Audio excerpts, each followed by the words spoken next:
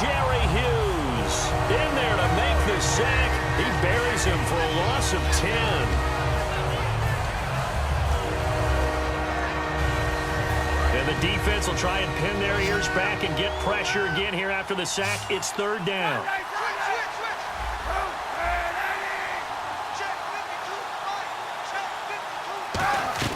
Kaepernick now on third and goal. Incomplete. He had his hands on it but couldn't pick it. But it's now fourth down. I know that interception was dropped, and it would have been their third of the game, and I will guarantee you, in the huddle, on the bench, all the defensive guys have been talking about is, we've got this guy right where we want him. Who's going to get the next one? It almost becomes a challenge, and they missed a golden opportunity. And now they're going to go for it. This isn't fourth and inches. This is 4th and 14. They do go for it. It's Kaepernick. It's hauled in by Ellington. And he's brought down after a good gain. That one good for 21 yards. And they're able to move the chains as they convert on 4th and long. Now a play fake here on first down. This one complete right side to McDonald. He got 29 yards that time. So after that big gain, let's see what else the offense has up its sleeve. And the offense moving quickly to the line. They go play action here on first down. They'll roll him out right. Now he's going to throw. Got a man. It's caught at the 6-yard line. Back now in Buffalo. It's 49er football, but some ground to cover. They find themselves behind as we hit the 4th and final quarter.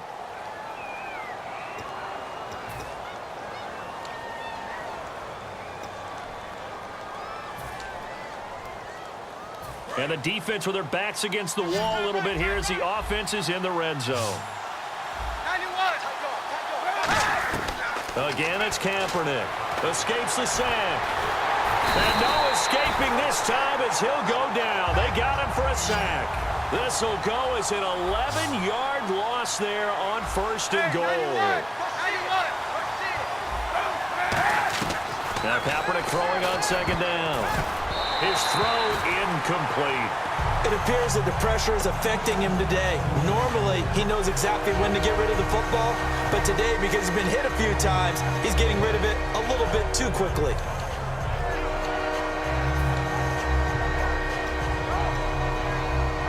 They gotta have 6 here. It's third and goal. An extra defensive back on the field here for third and goal.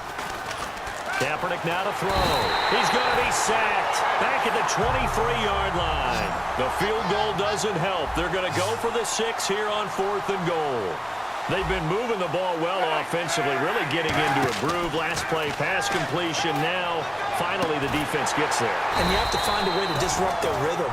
Do you do it with coverage, or do you do it with pressure? They elected to go with pressure, and it was the right call. Back onto the field now comes the Bills' offense. And the interception last time on the opponent's side of the field, certainly not what they wanted.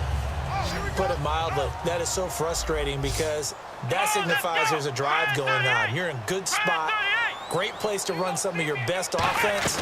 Instead, they turn the ball over. Yeah, turned the ball over last time. See if they can avoid doing it here. 4 yards on the pickup, and it'll bring up a second down. They're going to hurry back to the line now. When you see zone defense and you know you've got a drag route on as your primary call, you've got to be really careful as a passer about how far you let your guy go because he might wander into some tough coverage. Over the middle and caught by the tight end Clay. They get 9 out of that one, and as a result, the drive continues. They gave up the completion there, but this is what zone defenses count on. Catching the ball and not much run after the catch. Throwing now, Taylor on first down. And incomplete, a drop there in the middle third of the field. That'll bring up second down. On any passes in the middle of the field, anyone who's going after the football is going to be conscious that it's probably going to be contested and often physically. Sometimes that leads to drops. Again, now it's Taylor on 2nd and 10. Going to drop this off to McCoy, complete. And he's brought down after a good gain. A big gain there for the Bills. 37 yards. So what's the old expression that quarterbacks like to use when they decide to throw the football? I'm looking for either a touchdown or a check down. And he took the check down on that play, and it worked almost to perfection. From midfield now, here's Taylor. They got a man over the middle. It's Woods. And he's brought down. It's a gain of 14 there. And it'll be a Buffalo first down. And they're going to speed things up here.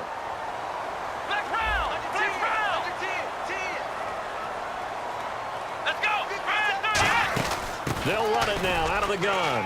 And nothing doing. He's immediately taken down at the line of scrimmage. Just a yard on the pickup there, and it'll bring up a 2nd and 9. And in this situation with a lead fourth quarter, they're liking keeping the ball on the ground, I'm sure. That's just smart football, but you know the defense has to know it as well. They've got to stop them here. And down he goes. The 49ers get there. Eric Armstead in there to pick up his 2nd sack now of the afternoon. And now it looks like they're going to be in the hurry-up. An extra DB for the 49ers now on 3rd. From the gun, it's Taylor. He sets to fire deep. This is caught inside the 15. A big gain there for the Bills. 34 yards. And defensively, they just don't seem to have much of an answer for this passing game. Not at all. Look at the confidence that's exhibited here. With that type of a lead, clock on their side, instead of running it, they're still throwing it, trying to pick up first downs and keeping the football. And there's a good opportunity to just want to ride there. A drop pass. I guess that's why they call them running backs and not catching backs. 2nd down following the incompletion.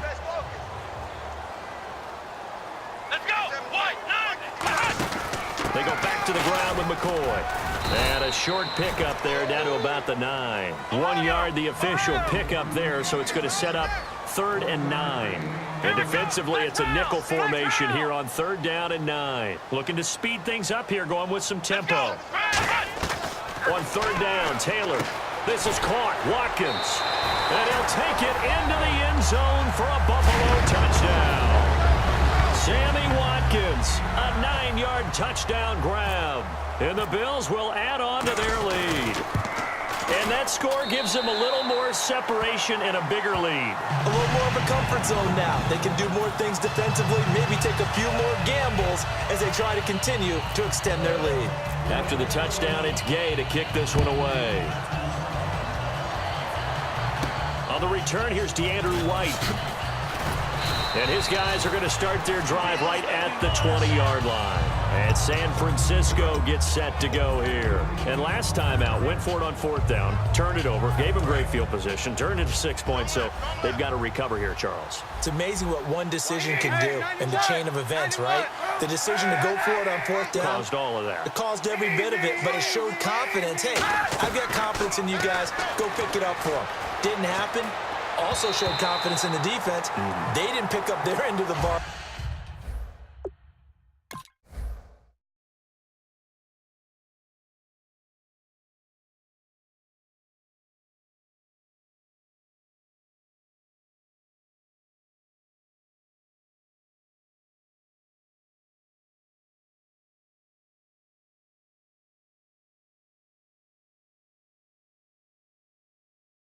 So now they've got to come back out and start over and rebuild that confidence.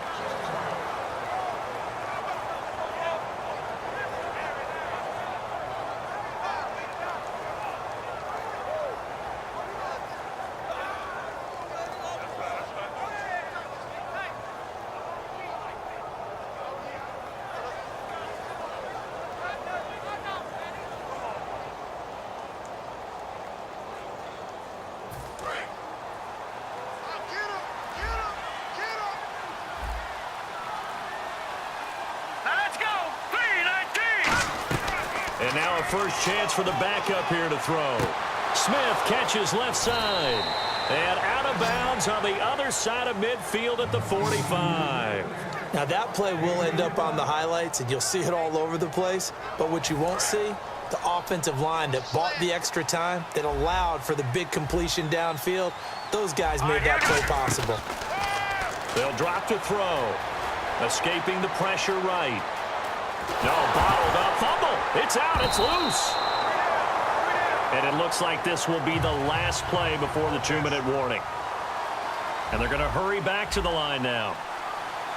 Time for a break. We'll come back and wrap up garbage time after this.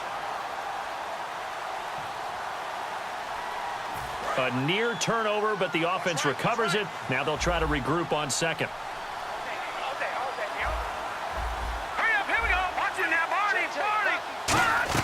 From the midfield stripe, they'll look to throw. Surveying the field. Being chased out left. And now look at this. Big gain, but a fumble. But fortunately, he's able to recover his own fumble, or that could have been trouble. He got it stripped, but you can see the panic in his face from up here through the helmet. He was able to dive back on it. A good bit of fortune for him, because oftentimes on a strip sack, when that ball is wrenched out of your grasp, it can go in any different direction. It can go way away from you. In this case, it didn't matter. He was able to get on it. And another thing that makes a comeback route really effective is that oftentimes after you've made the initial move, receivers breaking away from the defensive back, and that makes it a really tough play to defend. A nice chunk of yardage picked up there. It's a gain of 5 on the play, and it'll be 2nd and goal. And quickly, they get to the line. And now whistles and a flag, and I think we got a jump here. Well, he did a nice job keeping his eyes downfield, waiting for someone to get open. But once the pressure forced his eyes down to see the rush, it was time to make a break for it. Looks like the defense in press coverage here.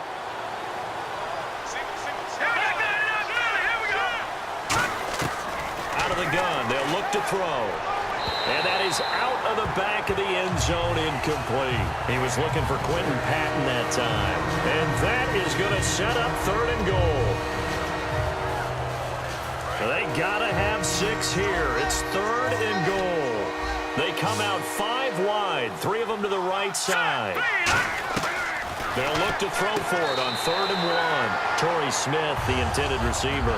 And that will bring up an interesting decision here on 4th and goal. On 3rd and 1, I think everyone in the stadium thought they'd try and run the football there, but they tried to surprise the defense and hit something through the air. Instead, it results in an incompletion. Let's go! Blue 90! Blue 90!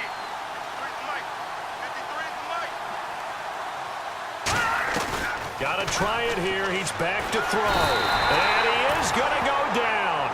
Back at the 11-yard line.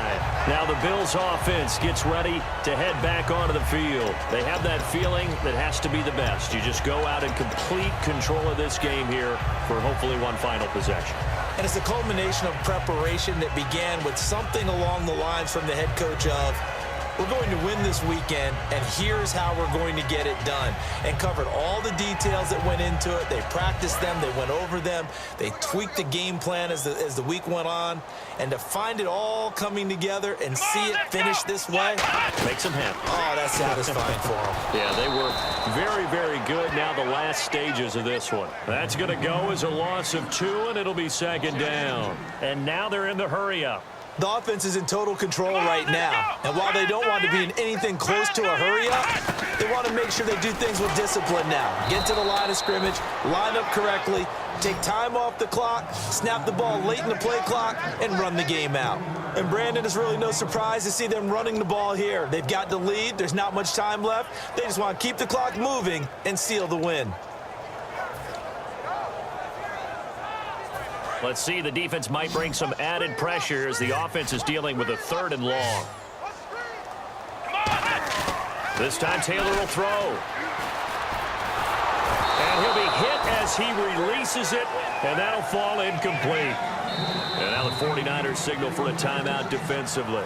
And as the two teams talk it over on their respective sidelines, we take a break.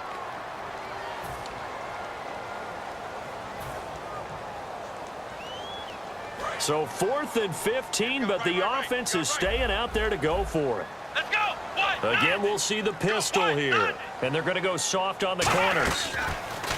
Now Taylor looking deep now for McCoy. And it's incomplete. They're still throwing to the very end. But now this game is over. And you know, winning is good for all the obvious reasons. But if for nothing else, it makes tomorrow's film session a little more palatable, doesn't it? Oh, indeed it does. Sometimes it helps you in the grading because the coaches will look at it, and if it's a borderline play for you, if you won the